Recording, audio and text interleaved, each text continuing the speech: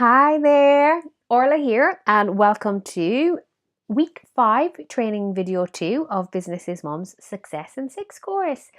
I am absolutely delighted that we are on our second last week, not because I want to say goodbye to you in any way, shape, or form, but just because I've had so much fun. I've had so much fun creating the content and getting to know you and your businesses on a deeper level. And today is no different because in the training right now, we're going to look at sales conversations made easy. And I really want to provide a framework to help you smash all sales conversations and just become epic at them. We've learned from the training and training video 1 that we need to redefine selling. And selling is essentially about helping people and helping people work out, why they should do it, why they should do it now, and why they should do it with you, and just gain that genuine understanding so you can demonstrate that you do know them and you do know how to help them. Sales conversations won't be a part of everyone's business. In most cases, what you'll find is it's a lot of online and a lot of relationship building and through sales pages and work with me pages. But for quite a few businesses, you still will have those face-to-face sales conversations. And that's what we want to help you with in this training. Now, in the next training, we'll look at some tips to make your website absolutely amazing so it speaks directly to your ideal market. But it's really important to understand that most people will research you in advance of having a sales conversation with you. They'll look at your website, they'll look at your social media, they'll have an idea of your tone, they'll have an idea of the way that you operate. So making sure that they are fantastic salespeople as well is really important. And you do that through living your brand and being consistent, and you follow the tips in the next training to make sure that your website is up to scratch as well. So what are we looking at in today's training? Well, first of all, we're looking at the types of customers, how to generate more sales conversations. This is the ethos and the underlying current in my training. Always build relationships with more people than you could ever possibly work with. Take the pressure off you. And you might say, well, Orla, what happens when I get so fantastic at sales conversations that pretty much everyone I speak with, or my website is so fantastic that pretty much everyone that lands there wants to work with me? Well, simple, you increase your prices and you earn more money. That's absolutely what you do, because if everyone wants to work with you, you only have a certain amount of time available and you want to maximize the income that you can create. And number 3, we're going to look at a framework for sales conversations made easy. So, would I consider myself to be a sales conversation expert? Yes, I would, without any shadow of a doubt. Imagine selling every day for 5 years, both in the corporate world and in my own business. And when it comes to selling, it's about helping. I learned really early on when I worked in property sales that I had to redefine selling, and I could not sell in the same way that other people in the industry were doing it. They were going out to win a sale, to earn commission, to boost their portfolio, and I actually realized there was a lot of unanswered questions. And if I could go out and help people, provide them with a safe space, they could ask all of the questions they were afraid to ask elsewhere. And I did that through workshops, events, newsletters, and my one-to-one conversations. I would build much more trust. So when I got to those sales conversations, they just knew a lot more about me and they knew if I was right for them. And I would always make it okay for people to say no. I would say to people straight away, it's okay if you don't decide to use me. I totally understand that. All I hope that we get out today is that I provide you with enough information to make your decision and answer any questions that you might have. And you'd be surprised how by adopting this approach and through continuous improvement, you can take your conversion rates right up to the 60, 70 and 80%, which is pretty much unheard of in sales. But you start off losing more sale conversations than you win, and that's absolutely okay. If you do the background work that we've spoken about, get in front of more customers, tell them what you do, building relationships with them and creating packages, it's much easier to increase your conversion rates.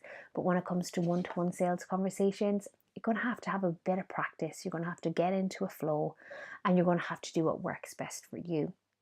And you're going to have to understand the different types of customers. Now, we have looked at these in earlier trainings, but I'm going to go through them in a bit more depth today. So you've got 4 key types: hell yes, hell no, maybe yes, and maybe. And it's important that as early as possible, you can identify what types of customers these are so you don't get offended if they don't want to work with you. And actually, so you have systems in place to best help them so you don't eat into your valuable time and you don't waste your valuable time. So, first of all, the hell no. Hell no are the wrong placers. These people will never ever buy from you. You're just not right for them. And that's absolutely okay. I am never going to go into McDonald's and buy a burger. I don't think McDonald's are bothered. So what you have to make sure is you're polite to them, but you don't take offense when they don't want to buy from you.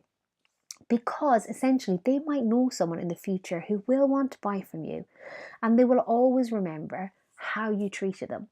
People always remember how they felt after dealing with you. So if they come to you and you're not quite right, and you can, they tell you, or you can get the feeling that they're not the right people for you. They say, oh, I'm not interested in that, or it's not right for me. You just kill them with kindness, and you just identify a way that other people can help them, give them another alternative, show that you have their best interest at heart. So when somebody else says, okay, I'm looking for a fantastic accountant, I'm looking for a fantastic childminder, Reiki, reflexologist, therapist, makeup artist, perfume artist, whatever it is, they'll say, oh, that person's the right person. They were really nice to me. The second is your hell yes, your purchasers. They are going to buy, and they want to buy from you now. And you have to have a system in place to allow them to buy from you immediately. And have you already your system in place to take on clients? So if people want to buy from you now, you've got a very limited time frame before they realize their money could be spent elsewhere. You are always competing with other ways for people to spend their money. And it's so important that you have your SumUp, your PayPal, your subscription service, your online way, that you have a way of saying, okay, you want to work with me? Here's how you sign up, here's how you pay, here's how we get started. Don't say, oh, PM me, we'll go around and jump through every single hoop, do absolutely all of this. No, tell them how to pay and what to do. That's all they want to know. So make sure that you can take payment immediately and you can sign people up immediately if that's what you want. It could be something as simple as sending them a PayPal invoice that day. So the next is your maybe yes. They're influenceable. So they are going to buy the product or service that you offer, and they may buy from you. So they decided to buy what's on offer. They're just deciding on who's going to provide it. So you must generate a relationship with them and demonstrate a clear understanding of what they want, so that you can show you're the right person and own the communication and the follow-up. So let's say somebody comes and they say, you're a hairdresser, and they say, okay, I really want to get my hair done. I'm just not quite sure who I'm going to go to. I might go to my old hairdresser, or I might change to you. Well, you could show them your Instagram page. You could show them some blogs you've written on the latest style. You can ask them some questions. What is making you consider a change? Is there anything I can do to answer any questions that you have? You can add them to your email list. You could show them some YouTube videos. You could show them some Facebook Lives. There are loads of things that you could do to build those relationships. But you're not going to spend as much time on them straight away as those hell yeses, because those people that want to buy right now, because they're the ones that are going to pay your mortgage. So the people that are maybe yeses, you have to have another system in place to build relationships with them. And the easiest way to do that would be a Facebook community, getting them to follow you on social media, or an email newsletter. Or maybe they're going to attend a meetup that you run. So make sure that you have a system there to build relationships. And the next is the maybe. They're undecided. They may get their hair done. And if they do decide to get their hair done, they may get it from you. Now, these are slightly trickier because there's a lot more work involved in proving that you're the right person. But again, it's adding them to the same system as the maybe yeses. So make sure they get onto your newsletter, they get onto your social media page, they follow you on Instagram, they come to your meetups. Or maybe it's the case that you want to follow up a little bit more in person for the maybe yeses and the maybe maybes. Maybe you want to take some dates down, jot down some important information and put a note in your diary and say, okay, in 2 weeks' time, contact that person. In 2 weeks' time, send them a private Facebook message, In 2 weeks' time, send them a voucher and let them know of a specific offer that you're running. It might be the case that they say, oh, I might get my hair done because I'm supposed to be going on holiday in June. So closer to June, you might send them an email and say, oh, you're still going on holiday because we're getting fully booked, but those people who book on now get a free hair treatment, a free holiday hair treatment. There's loads of ways that you can build the relationships. You have to decide what works best for you and your business. And again, this is all part of your sales funnel. So when it comes to sales conversations and speaking to people on a one-to-one basis, you have to get to know them. You must change your approach to suit every customer. You're not going to speak to somebody who doesn't want to buy from you in the same way that you're going to speak to somebody who definitely wants to buy from you. You're going to be polite to everyone, but there's a sense of urgency when they want to buy from you and you're getting them signed up and you're telling them what to do and you're asking them when they want to book on, when they want to have the treatment, when they want to buy your products, and you make it really easy for them. That's why Amazon have the buy now button, you know? That's also why Amazon reminds you of what's left in your shopping cart. Never take offense. Remember, you are marketing to more clients than you could ever possibly work with. So if somebody says you're not quite right for them, that's absolutely okay. But get your systems in place. We had implementation week last week. Your systems should be in place for relationship building. That is absolutely key. So how can we generate more sales conversations? How can you get in front of more people? Well, first of all, consistency. I am not going to say this again. You have to be consistent. So you have to create a fully effective sales funnel, your 3-step process. Number 1, getting in front of your ideal client and telling them what you do. Number 2, building relationships with them. And number 3, compelling them to buy from you. So every day work on reaching new potential clients and take them through your sales funnel. So every day speak to more and more people and don't try and sell to them straight away, but tell them what you do. If they come back and they're ready to buy from you straight away, direct them to the right system. If you're not working with clients, you should be working on your sales funnel. You have to prioritize your activity here. It's not about, follow-ups, it is about follow-ups. It's not about like creating memes, doing admin, doing all of these activities that make you appear to be busy. Unless busy pays the mortgage, unless busy provides you with the life that you really want, pays for your holidays, takes your kids on activities, you shouldn't be doing those activities, or you should not be prioritizing them over sales. Okay, so if you're not working with clients, you should be working with your sales funnel. This is a non-negotiable.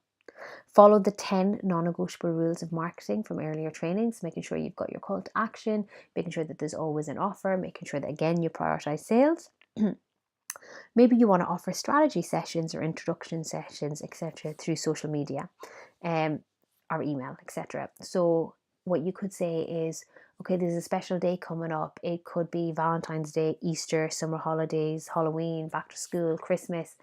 You can create it around any special day that's going on, and you can say, to celebrate this, we would like to offer a problem solving session. 5 people to sign up for a problem solving session. So if you need 2 customers, offer 6 problem solving sessions, half an hour at a time. Take the pressure off that you just need to convert 3 of them into clients. So it's a great way of generating more sales conversations. A recent example would be when Edinburgh was overcome with snow during the winter. Was Toyota had an advert on their social media that basically said, and I thought this was absolutely ingenious, for anyone working in the hospitals or for the NHS that cannot get to work, please contact us on this number and we will come and get you in our new Toyota whatever car and we will drive you to work. Everyone was commenting, oh, that's amazing, it's so fantastic, you're taking them to the hospital. And they were doing it to genuinely be nice. Nobody would go out in minus 10 degrees unless they were good, decent people. But in addition to that, the target market for this car needs to get there on time. They need to be able to drive in all weathers. They need to feel safe and they need to be confident that it's the right car for them. So who is their ideal client? Of course, their ideal client is somebody that works in the emergency service, somebody that's on call, somebody that rain, hail or shine needs to get to the hospital. So yes, Toyota were being kind, they were doing a good deed, but they were also generating more sales conversations, because what they actually did in a time where no other car lot was having any visitors because Edinburgh was cut off, they were generating sales conversations and they were getting their car in front of their ideal client. And I thought that was fantastic, all by creating positive PR and being a nice person. Okay, so you want to also continue to promote your product-based business to the right audience. You have to be consistent. You have to make sure that you provide that value on your social media, through your email, and maybe when it comes to creating more conversations for your network marketing business, that you consistently run your parties and you run your events and you get in front of people. So there's some tips on how to generate more sales conversations and do it consistently. Don't just do one and say, oh, that didn't work. Don't say, oh, I did that 6 weeks ago and it didn't work. I did that 6 years ago and it didn't work. Lots of things don't work. Lots of things don't work regularly. What works is consistently building your business, testing, measuring, tweaking. Don't just try something once and say it didn't work. Be consistent in your implementation. So 3 steps to successful conversation. Number 1, get your prep sorted. We want you to be prepared. Number 2, enjoy the sales conversation and the framework that I'm about to share with you. And number 3, follow up. Follow up effectively and follow up consistently. And this 3-step process, it doesn't work if you ignore any part of the process. You cannot just turn around and say, oh, I'm going to wing it. I'm not going to be prepared. You cannot turn around and say, oh, well, I got along so well with those people. I got to know absolutely everything about them, their family, their kids, their cousins, their uncles. They loved me. Their family was from the same part of Ireland as I'm from. They're definitely going to use me. If you don't follow up, you have to follow up, because the follow up is essentially where you seal the deal and you sign them on. So it has to be done. So here are some tips on how to get your prep sorted. Your job is to pick what works best for you and what works for your business and your industry and your customer. So you could send out a pre-sales conversation questionnaire or ask questions in advance that will help you on the day.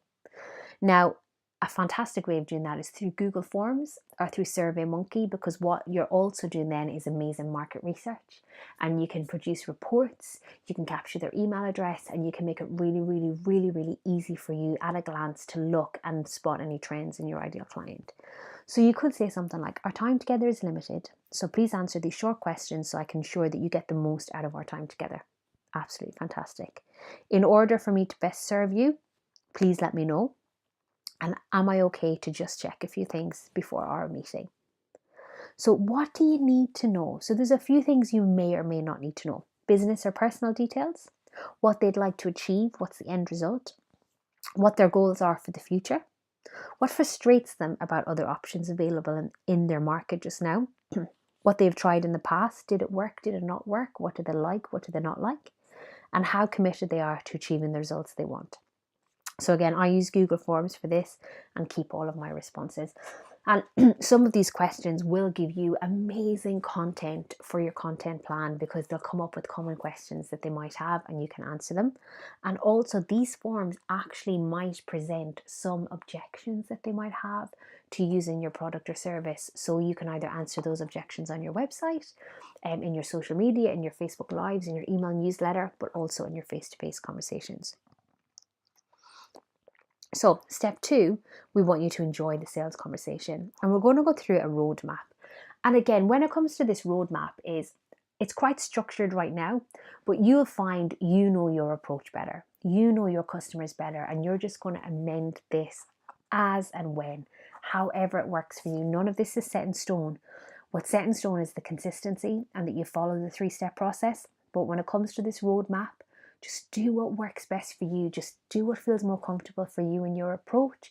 But you'll know yourself, because your sales conversations are working when you generate the sales. So a simple roadmap. First of all, you build rapport. Then you set the agenda for the meeting or the conversation.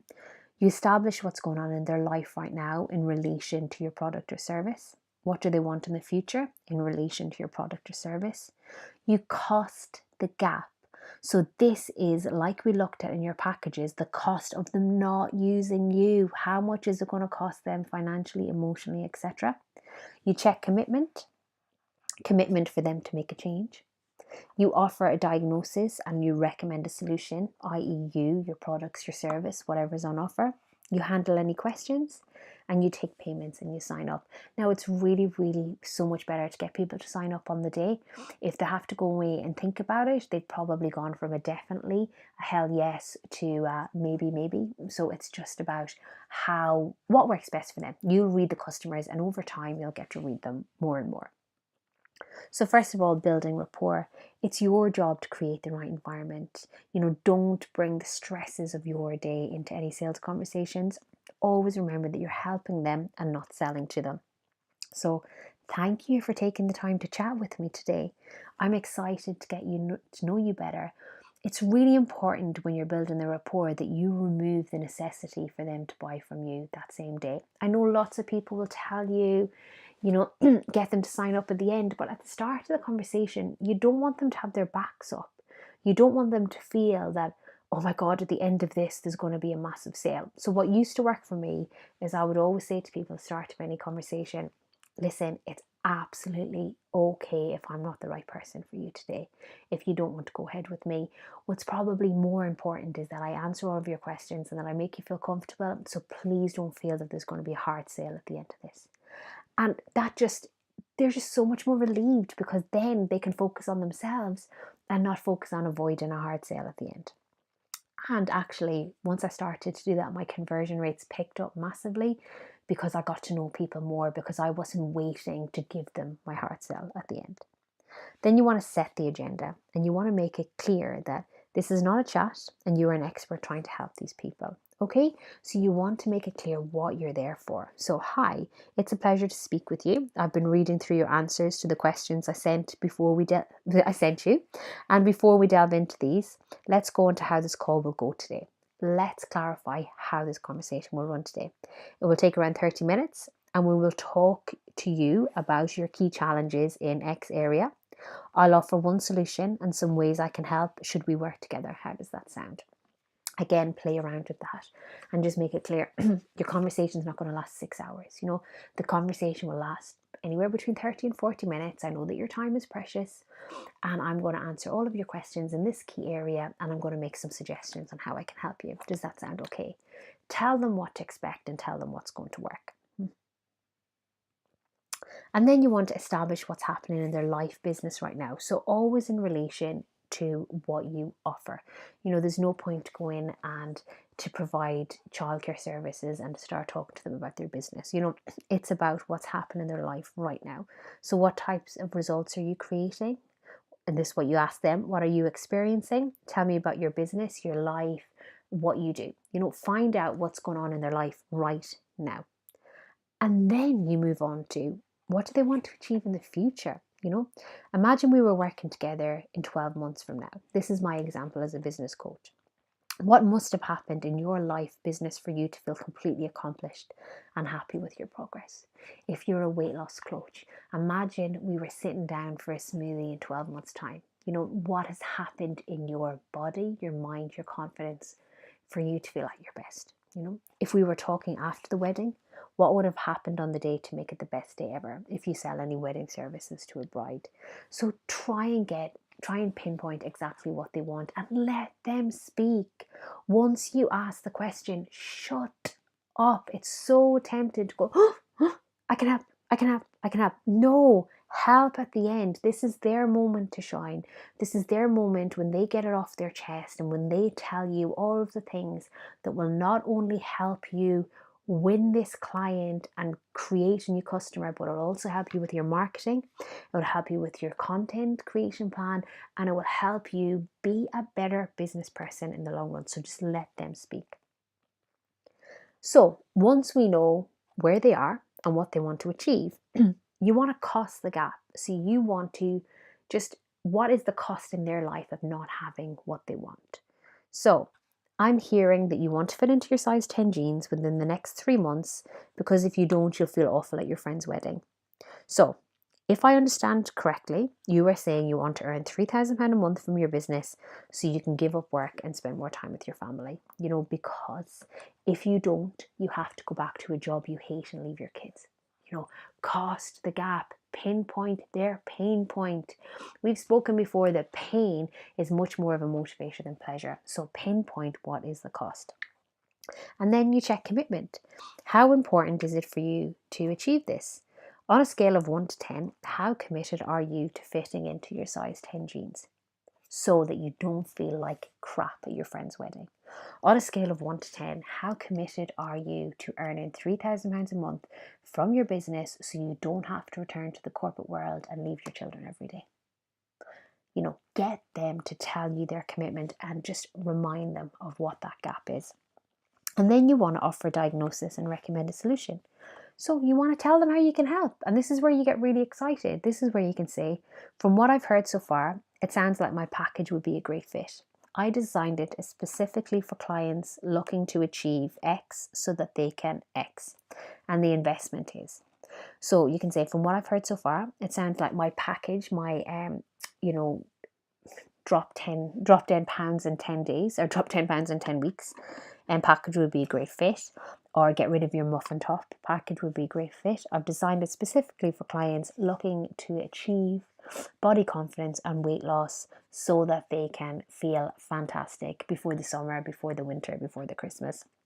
And the investment is X. And if there is a payment plan, you can let them know the payment plan then.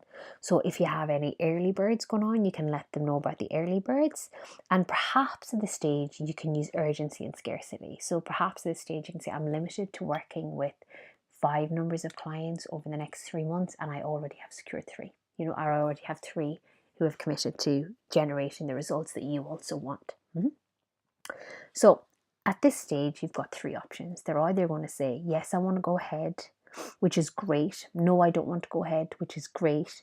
Or maybe, which is not so great, because the maybe involves more work and it's a wee bit harder to decipher.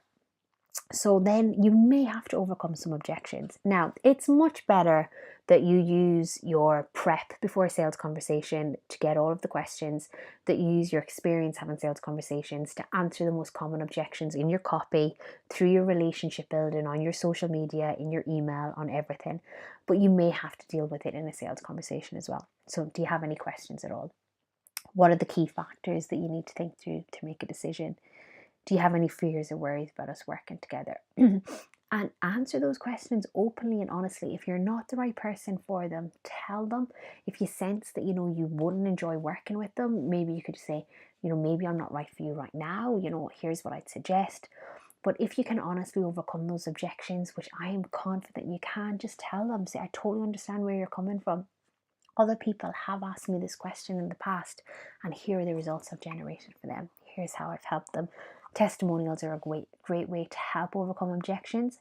So if you don't have testimonials to show them, maybe you could talk them through some stories of some other clients that you've helped. And then the next stage is to take payment and to sign them up. Now, you don't want to have that paperwork out at the beginning of the conversation, but if they say that they're happy to go ahead, you just want to know how you are going to seal the deal there and then. Maybe you're saying, okay, for the early bird, I can take payment today. For the scarcity, so you can definitely get me, I can take payment today. And then once you've taken care of the payment and you've talked them through the investment, come back to what's possible. Even if they don't sign up, always finish on what's possible. Never, ever, ever leave a sales conversation or a sales proposal with the cost at the bottom. So many people do it. You read through, we can help, we can help, we can help. Whoa, this is what it's going to cost. Let me know. No, we can help, we can help. Here's your investment. Here is what this investment will generate for you. Here are the results you will achieve. Here's what's possible for you to achieve in your life. Do you want to sign up? Always end the meeting on a positive note of what's possible, and that is so key. So what happens if during your sales conversations you had some maybes? Now, you're always going to have to follow up. Now, you're either going to have to follow up to confirm when you start working with them if they say that they definitely want to go ahead, but sometimes clients are not ready to buy, so you'll need to follow up. And you learn how to do this in a non-icky but committed way. And it's about understanding that for some people it can take up to 7 touches, so 7 encounters with your business before they choose to buy from you. Sometimes people can be really prepared and they're looking at things well in advance and they want to buy from you, but maybe just not quite now.